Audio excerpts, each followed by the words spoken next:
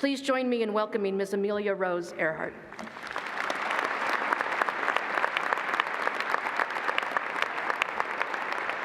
Thank you very much, Dean.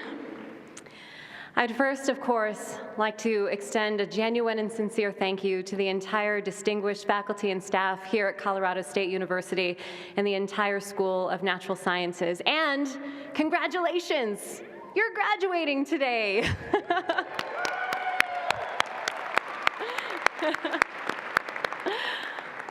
Well, in May of this year, I had the incredible opportunity to fly to Geneva, Switzerland to attend the European Business Aviation Conference.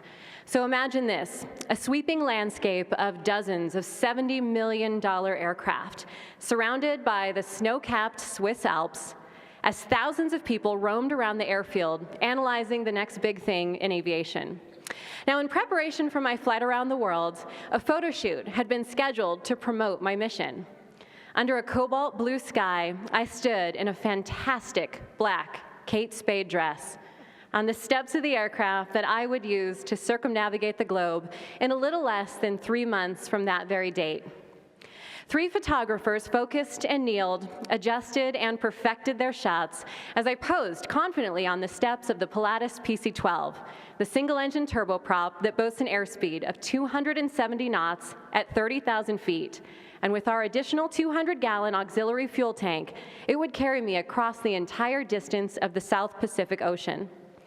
As I stood waiting for the photographers to wrap, a very handsome pilot walked directly up to me, and he asked me, in a very deep, throaty purr, "Excuse me, miss, I see you're taking a photo with this pretty little airplane. Would you like a pilot in the photo with you?" I said, "He's kidding, right?" "Excuse me?" "Well, I figured if you're going to take a photo with an airplane, you might at least want to have the pilot that knows how to fly it in the shot." I kid you not, when I told him there was a pilot in my photo, he looked inside the airplane. At that moment, I realized that exceeding other people's expectations is incredibly gratifying. Don't quit your daydream. On June 26, 2014, I would depart on a 28,000-mile mission, flying the PC-12 through 14 countries over the course of 18 days. Crossing the equator 6 times, 80% of my flight was over water, and with one engine, that's a really long way to go. Through my years as a broadcast journalist, I would sit in my Anchorman-esque Veronica Corning stone suit, and I would daydream.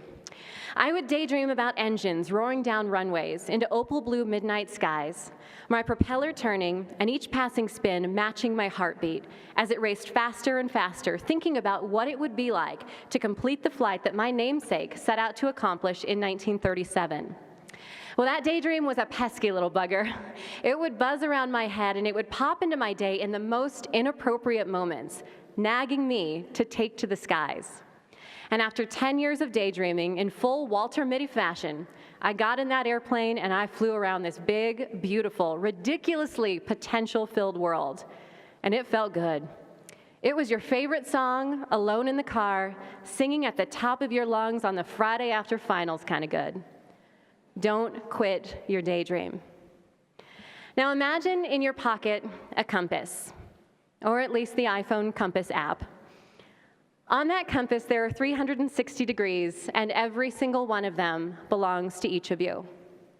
Today is an incredible apex moment in your life, the quintessence. You are smiles for days, electric energy from here to the edge of space.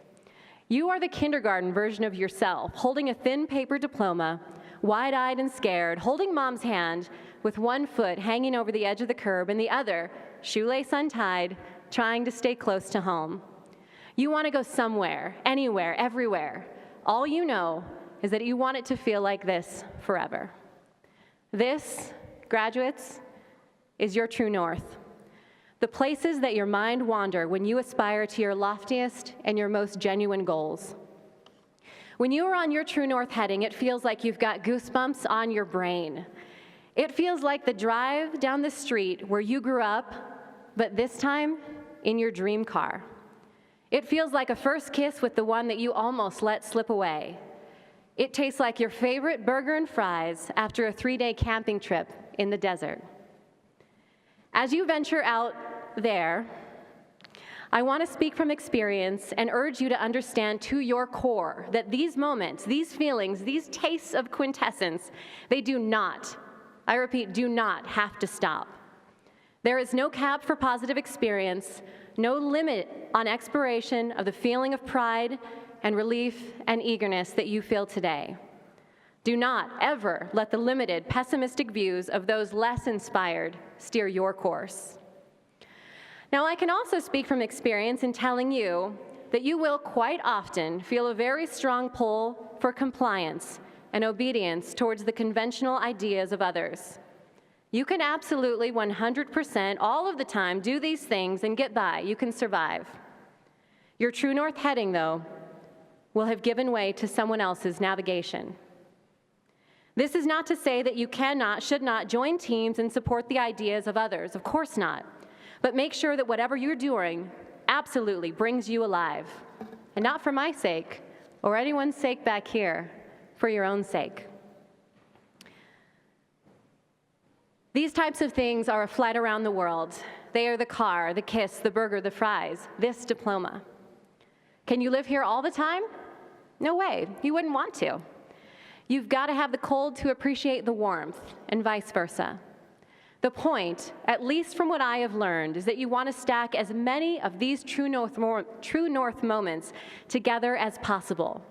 And when you start a streak that takes you off course, remember the accomplishment and the hard work that you feel right now. That hard work, the drive, the plan, the determination, your true north daydream has been brought to life. Your daydream has been now personified. You may call it advice, optimism, Pollyanna goals. I say absolutely not. Bring it on. So how exactly do we stay on our true north course? How do we refuse to forget what this feels like? Well, you've got to be, and make the choice to be, the individual that chooses to do the work that absolutely matters. Short-term prestige, compliments, the most followers or friends, all of those ideas are fleeting. They are the fast food of accomplishment. The low-level assistant that has the guts to present a well-thought-out plan to the boss will get a whole lot further in the long run than the manager that plugs along comfortably doing just enough to get by, doing exactly what his job asks, never switching on his daydream. You've also got to be a connector. Treat every single person that you talk to as if they hold the key to your success or your failure. That means a genuine, eye contact-filled thank you to the barista that was snippy with your order, a meaningful handshake to the business contact that, in your opinion, can in no way further your career. Your commitment to a connection could be the charisma that gets you the job, the date, or the opportunity of a lifetime. Now, you've also got to be the navigator. Not sure which path to take? You're the luckiest person in the world. You're not a train locked to tracks. You are using your true north heading to decide where to go day in and day out. I didn't know how to fly around the world. I just knew how I wanted to feel along that entire route. Goosebumps on the brain, Oakland to Oakland, along the way, my path. And then just when you think that no one notices your effort, someone like Captain Tinarello shows up. When I departed on my flight around the world, a transparent-skinned little old man, standing about 4'11" in his late 80s, slowly walked up to me on the ramp as I stood next to the Pilatus PC-12 NG. He told me that in 1937, he begged his parents to bring him out to Oakland to see Amelia Earhart launch on her flight around the world, 77 years ago. As he walked up to me, he handed me a patch. It was a Civil Air Patrol patch. As I departed on the flight, I carried it with me. I tucked it into my map pocket next to my circuit breakers, but honestly, I didn't think of it very often. That is, until July 11th, 2014, 28,000 miles later. I looked out the window of the airplane and I saw him in full military garb, standing taller than I remembered, right next to my mom. After hugging my mom and my dad and pushing through camera crews from CNN and NBC, I approached Captain Tinarello, his uniform freshly pressed, holding the biggest bouquet of red roses that I have ever seen in my life. I leaned in, he pulled me closer, and he whispered in my ear in a very weak but very intentional voice, "I have been waiting 77 years to see Amelia Earhart come home, and you just brought her back to me." Something extraordinary happens when we choose to go deeper. Receiving those red roses felt a lot like you're about to feel crossing the stage in just a few moments. As you leap across that threshold into the point of your life where now you completely call the shots, I strongly encourage you to press the record button on your brain as you walk across this stage and commit this feeling to memory.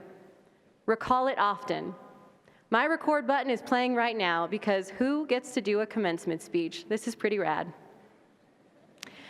Make a promise to yourself that these will not be the best days of your life and that you will strive to stack these bits of joy as closely together as possible. Now, the moment that you have daydreamed about is right here before you. Your daydream has turned to reality, and that, graduates, is proof positive that you can get anything done. Unlike the tests that you just completed, this is now your responsibility. No one is going to make you do great things. The game changers, of which you have every right to join the ranks of, did it because they knew deep down it was absolutely their calling. Now, in conclusion, I want to share with you the most important question out of all the interviews that I did following up the flight around the world, and it came from my dad. He asked me, "Sweetheart, when you get done flying around the world, do you feel that the world will be a bigger or a smaller place?" Pretty poignant question. And I know now that after circling the globe, flying along the equator, the world is absolutely a much, much, much smaller place, but it is so much bigger in terms of its beauty, in terms of its potential for you. Don't quit your daydream. Thank you.